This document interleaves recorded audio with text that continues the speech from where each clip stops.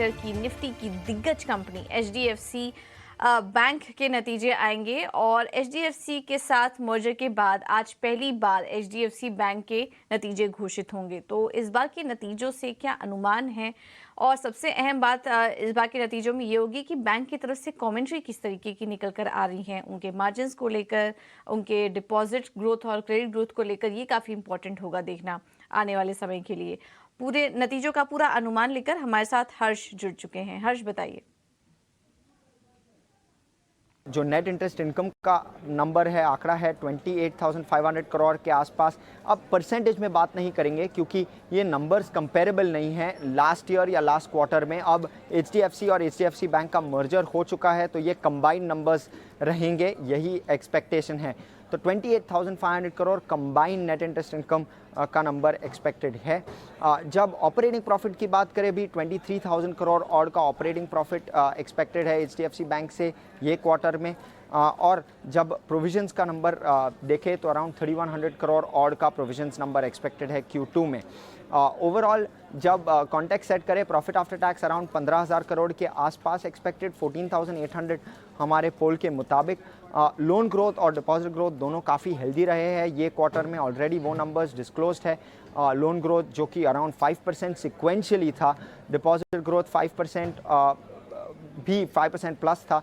तो ओवरऑल देखा जाए तो कमेंट्री से ये एनालिस्ट एनालाइज करेंगे कि वेदर ये सस्टेनेबल है कि नहीं है।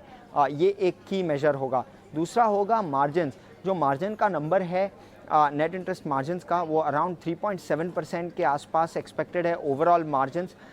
तो वेदर ये सस्टेनेबल है और कितना जल्दी ये 4% के तरफ बढ़ेगा, ये भी एक की पीस होगा जो एनालिस्ट ट्रैक करेंगे। आरओएस लास्टली 1.9% के आसपास एक्सपेक्टेड है। कितना जल्दी ये 2% प्लस हो सकता है, ये भी एनालिस्ट ट्रैक करेंगे। तो काफ़ी सारे मॉनिटरेबल्स एचडीएफसी बैंक से एक्सपेक्टेड। बिल्कुल, बहुत बहुत शुक्रिया हर्ष आपका ये सारी जानकारी देने के लिए। तो काफ़ी अहम नंबर्स, और जैसा कि हर्ष बता रहे थे कि नंबर्स कंपेरेबल नहीं है सालाना आधार पर, क्योंकि मर्जर के बाद पहली बार ये नंबर आ रहा है। तो आंकड़े काफ़ी ज़रूरी होंगे देखना, ऑपरेटिंग प्रॉफिट, एनआईआई, ये जो कंसोलिडेटेड नंबर्स निकल कर आ रहे हैं मर्जर के बाद, वो नंबर्स कैसे रहते हैं अनुमान के मुताबिक। ये कितने क्लोज आते हैं, जो अनुमान स्ट्रीट कर रही है उससे कितने क्लोज आते हैं, इस पर डिपेंड करेगा कि अब स्टॉक यहाँ से कैसे रिएक्ट कर सकता है। इस पर एक बार एक फंडामेंटल राय भी ले लेते हैं। सौरभ, एचडीएफसी बैंक नतीजे आएंगे आज और काफ़ी अहम नतीजा होगा। आगे बाजार की चाल, बैंक निफ्टी की चाल भी यहाँ पर से तय होगी। तो इस बार के नंबर्स में आप क्या कुछ इंपॉर्टेंट वॉच करेंगे? देखिए, बैंक ने पहले ही इस क्वार्टर का अपडेट दे दिया है कि विलय के बाद थोड़ा नेट इंटरेस्ट मार्जिन पे प्रेशर रहेगा।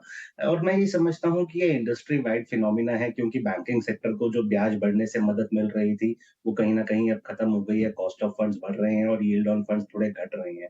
ओवरऑल अगर बैंकिंग में देखें तो प्रेशर है, एचडीएफसी बैंक ने भी इस साल अंडर परफॉर्म किया है। लेकिन वैल्यूएशन की समझ से मुझे लगता है कि काफ़ी ट्रफ वैल्यूएशन पे आ गया है। कभी इस तरह की वैल्यूएशन देखी नहीं थी।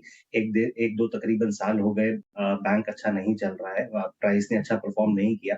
मुझे लगता है कि ये जो अंडर परफ़ॉर्मेंस है, ये अब कैप रहेगी।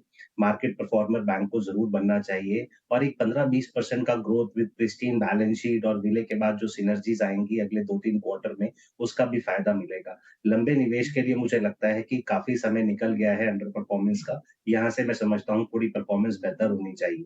तो ये एक पोर्टफ़ोलियो ही स्टॉक रहेगा मेरी समझ से। है तो ये राय एचडीएफसी बैंक पे।